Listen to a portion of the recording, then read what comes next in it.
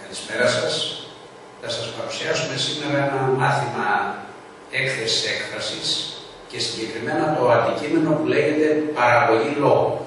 Είναι η παραδοσιακή έκθεση, η οποία βαθμολογείται με 40 μονάδες. Επιλέξαμε επί τούτου ένα θέμα το οποίο έχει πέσει στις εξετάσεις, ώστε η παρουσίαση να γίνεται πάνω σε πραγματικές συνθήκες εξετάσεων. Το θέμα το οποίο έχει πέσει, έχει σχέση, είναι από τον κύκλο μέσα μαζικής ενημέρωσης και είναι το εξής. Είναι θέμα καθημερινής συζήτησης ότι τα δελτία ειδήσεων και τα προγράμματα του ραδιοφώνου και της τηλεόρασης διαμορφώνονται στην πλειονότητά τους με κριτήριο την αύξηση της ακροαματικότητας, θεαματικότητας των σταθμών. Παρακολουθώντας το σταθμό της προτίμησής σου, διαπίστωσες ότι η σειρά προτεραιότητας, ο χρόνος διάρκειας, η συχνότητα και ο τρόπος παρουσίασης μιας εκπομπής εξαρτώνται όχι από το σεβασμό στον ακροατή τηλεθεατή, αλλά από το πόσο πουλάει μια είδηση, εκπομπή ή πόσο εντυπωσιάζει το κοινό που την παρακολουθεί. Ως νέος άνθρωπος, με κριτική σκέψη και ενδιαφέρον για την ποιότητα των μέσων μαζικής ενημέρωσης, παρεμβαίνεις στέλνοντας επιστολή στο Διευθυντή Προγράμματος και Ειδήσεων. Με την επιστολή αυτή παρουσιάζεις την αποστολή των μέσων μαζικής επικοινωνίας σε μια δημοκρατική κοινωνία και αναπτύσσεις τα κριτήρια με τα οποία, κατά τη γνώμη σου, πρέπει να διαμορφώνονται τα δελτία ειδήσεων και το πρόγραμμα των εκπομπών του ραδιοφώνου και της τηλεόρασης. Κάπως έτσι βέβαια πρέπει να ξεκινήσουμε την ανάλυση του θέματος. Δηλαδή να διαβάσουμε μία-δύο φορές την εκφώνηση του θέματος και να κάνουμε τις πρώτες και απαραίτητες διαπιστώσεις. Στην προκειμένη περίπτωση, η πρώτη γενική παρατήρηση είναι ότι και πρώτης όψεως το θέμα χωρίζεται σε δύο μεγάλες ενότητες. Το πρώτο μέρος είναι τα δεδομένα της έκθεσης και το δεύτερο είναι τα ζητούμενα. Αυτό είναι τελείως απαραίτητο να το προσέξουμε ώστε να μπορέσουμε να κανονίσουμε και την δομή του θέματος.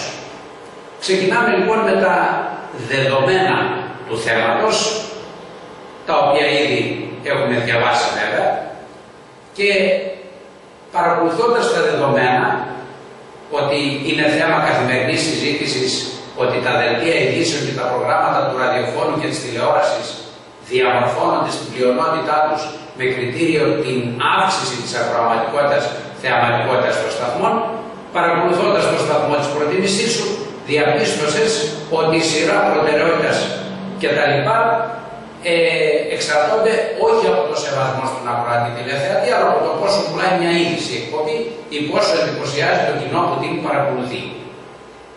Διαβάζοντας λοιπόν αυτή τη διαπίστωση του θέματος, πρέπει να προσέξουμε πρώτα-πρώτα, και είναι αυτό το οποίο πρώτα-πρώτα κοιτάζουμε πλέον σήμερα στις εκθέσεις, το επικοινωνιακό πλαίσιο, το οποίο θα μας χαρίσει κάποιους βαθμούς και η παράληψή του αντιστοίχως θα μας χρεώσει. Παρατηρούμε ότι υπάρχει μια μεταβατική φράση ανάμεσα στη διαπίστωση και στα ζητούμενα. Ως νέος άνθρωπος με κριτική σκέψη και ενδιαφέρον για την ποιότητα των μέσων μαζικής επικοινωνίας, παρεμβαίνεις στέλνοντας επιστολή στο Διευθυντή Προγράμματος και Ειδήσεων. Αυτό που διαβάσαμε τώρα και που αποτελεί τη μεταβατική φράση, μας δίνει και το πρώτο μήνυμα για το πλαίσιο επικοινωνίας. Το έχουμε σημειώσει με κόκκινα γράμματα, που είναι στέλνοντας την επιστολή στο Διευθυντή Προγράμματος και Ειδήσεων. Επομένως, κιόλας η εκφώνηση μας προσδιορίζει και το επικοινωνιακό πλαίσιο. Ποιο είναι δηλαδή? Είναι επιστολή. Επομένως, και μάλιστα επιστολή στο Διευθυντή Προγράμματος και Ειδήσεων. Όπως θα δείτε αμέσως παρακάτω. Τι πρέπει λοιπόν να σκεφτούμε αμέσως αφού είναι επιστολή? Πρώτον, ότι η επιστολή διακρίνεται σε δύο κατηγορίες, στην τυπική και επίσημη, και δεύτερον στην φιλική. μπορεί κανείς βεβαίως να διαπιστώσει ότι η συγκεκριμένη επιστολή, επειδή είναι στο διευθυντή προγράμματος, δεν ανήκει στη φιλική εκπομπή που θα απευθυνόταν σε ένα φίλο μας, σε ένα οικείο πρόσωπό μας, αλλά είναι τυπική και επίσημη.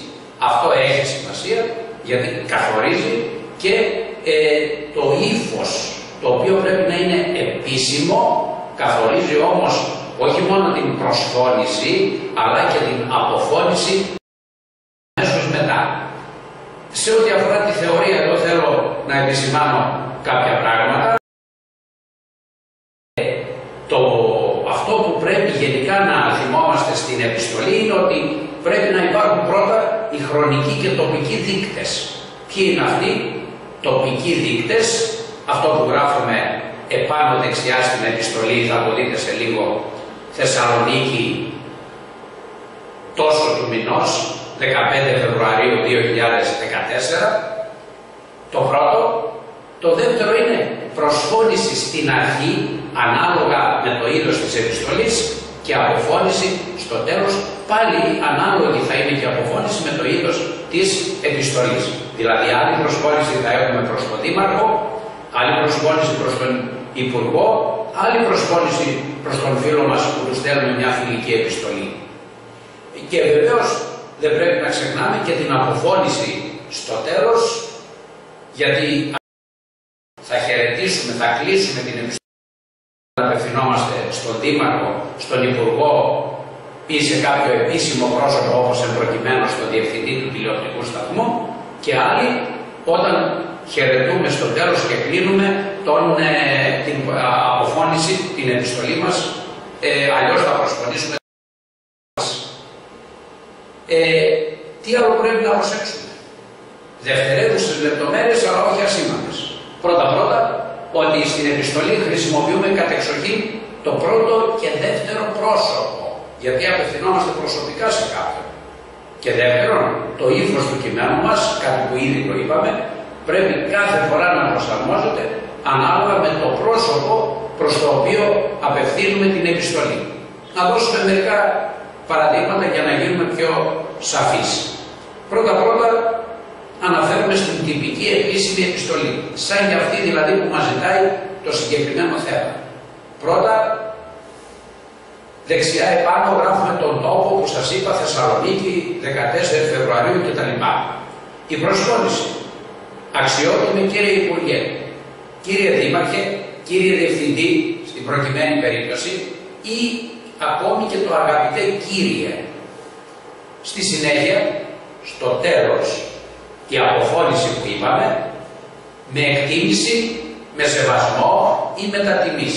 Ένα βέβαια από αυτά τα τρία όλα έχουν την ίδια αξία. Πάμε λίγο στο δεύτερο είδος της επιστολής που είναι η φιλική. Ο τοπικός και ο χρονικός προσδιορισμός πάλι χρειάζονται πάνω δεξιά. Αλλά όπως βλέπετε, ενώ προηγουμένως είπαμε αξιότιμε κύριε Υπουργέ κτλ, τώρα λέμε αγαπητέ Νίκο, φίλε Νίκο, δεν μπορούμε να πούμε αξιότιμε Νίκο, ούτε βεβαίως κύριε Νίκο στον αγαπητό μας φίλο. Και φυσικά στο τέλος, ούτε μπορούμε να πούμε με τιμή, θα πούμε με φιλικούς χαιρετισμούς ή φιλικά. Οι νέοι μπορούν βεβαίως να χρησιμοποιήσουμε και μια άλλη προσφώνηση, σε χαιρετώ, γεια σου κτλ. Και φυσικά βάζουμε και το όνομα. Προσοχή, πολύ μεγάλη προσοχή χρειάζεται. Στην μεν φιλική επιστολή βάζουμε το όνομα, ενώ στην επίσημη επιστολή, δεν βάζουμε δηλαδή επώνυμο, δεν χρειάζεται για το φίλο μας, στην επίσημη όμως επιστολή βάζουμε ονοματεπώνυμο κάτω. Στο δεν πρέπει σε καμιά περίπτωση να σημειώσετε το πραγματικό σας όνομα, γιατί αυτό μπορεί να θεωρηθεί καταδολίευση των εξετάσεων, αλλά και το προσέχουν έτσι κι αλλιώς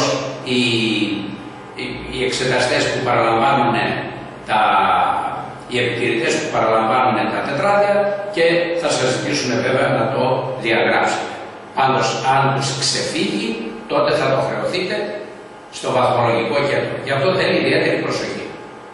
Πάμε τώρα στο δεύτερο και πάρα πολύ βασικό μέρος. Είπαμε ότι το πρώτο είναι η διαπίστωση, το δεύτερο είναι τα ζητούμενα. Εδώ υπάρχει μια διαχωριστική γραμμή ανάμεσα στα δύο μέρη, στη διαπίστωση και στα ζητούμενα. Τα ζητούμενα λοιπόν θέλουν πολύ μεγάλη προσοχή, γιατί εξάλλου αυτά και θα αναπτύξουμε. Τι λένε? Ως νέος άνθρωπος με κριτική σκέψη και ενδιαφέρον για την ποιότητα των μέσων μαζικής επικοινωνίας, παρεμβαίνεις στέλνοντας επιστολή στο Διευθυντή Προγράμματος και Ειδήσεων. Είπαμε ότι αυτή είναι η μεταβατική φράση η οποία μας δίνει το επικοινωνιακό πλαίσιο. Στέλνοντας επιστολή στο Διευθυντή Προγράμματος και Ειδήσεων.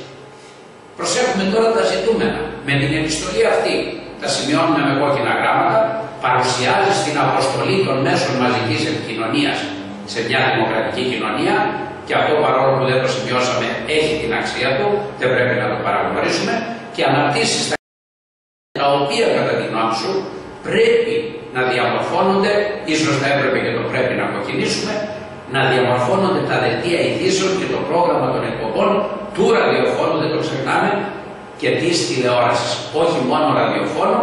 Και το δεύτερο που δεν πρέπει να μας διαφεύγει είναι ότι αναφερόμαστε σε έναν συγκεκριμένο τηλεοπτικό ή ραδιοφωνικό σταθμό. Η επιστολή είναι προς το διευθυντή ενός συγκεκριμένου σταθμού μέσω μαζικής ενημέρωσης και όχι γενικά. Γιατί αυτό θα είναι μια ατέλεια στην έκθεσή μας. Αν θέλουμε τώρα να το δούμε και λίγο πιο σχηματικά, λέμε ότι με την επιστολή αυτή Α παρουσιάζει την αποστολή των μέσων κτλ. Και Β αναπτύσσεις τα κριτήρια. Άρα προσέξτε τους όρους. Αποστολή των μέσων μαζικής επικοινωνίας σε μια δημοκρατική κοινωνία, το παίρνουμε αυτό υπόψη μας. Και το δεύτερο βασικό είναι αναπτύσσεις τα κριτήρια. Δύο λοιπόν είναι τα βασικά ζητούμενα.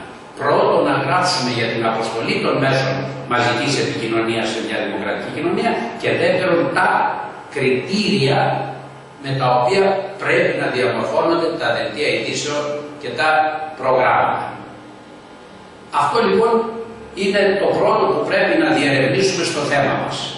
Ποια είναι η διαπίστωση, ποια είναι τα ζητούμενα. Αφού τα ξεκαθαρίσουμε, και πρώτα βεβαίως το επικοινωνιακό πλαίσιο, αφού τα ξεκαθαρίσουμε αυτά, έρχεται η ώρα να γράψουμε το γενικό σχεδιάγραμμα. Το γενικό σχεδιάγραμμα πρέπει να περιλαμβάνει έναν πρόλογο, αν θέλετε να τον δείτε, επειδή είναι επιστολή ή μια εισαγωγή. Δεν πρέπει να ξεχνάμε ότι είτε εισαγωγή το πούμε είτε πρόλογο πρέπει να προσαρμοστεί στο επικοινωνιακό πλαίσιο. Με άλλο τρόπο κάνουμε την εισαγωγή σε μια επιστολή, με άλλη σε ένα κείμενο το οποίο δημοσιεύουμε, με άλλη σε μια εισήγησή μας προφορική σε ένα χώρο, σε μια διάλεξη δηλαδή, και επίσης με άλλο τρόπο κάνουμε την εισαγωγή, τον πρόλογό μας, σε ένα άρθρο που δημοσιεύουμε σε εφημερίδα. Αυτά είναι που είπα βέβαια έτσι εντάχει και τα κυριότερα θέματα σε ό,τι αφορά το επικοινωνιακό πλαίσιο. Το γενικό σχεδιάγραμμα, όπως το λέει και το επίθετο γενικό, είναι γενικό. Δηλαδή είναι ένα σκαρίφημα το οποίο κάνουμε στο πρόχειρο. Δεν έχουμε την πολυτέλεια βεβαίως στην έκθεση να την γράψουμε ολόκληρη στο πρόχειρο. Γι' αυτό πρέπει αυτό που αποτελεί την βάση, καθορίζει και τη δομή της έκθεσης, το γενικό σχεδιάγραμμα εννοώ, να είναι πάρα πολύ καθαρό και να μην αφήνει τίποτε απ' έξω. Έτσι. Στο πρόλογο κάνουμε μια σύντομη αναφορά στην ποιότητα των προγραμμάτων και των δελτίων ειδήσεων.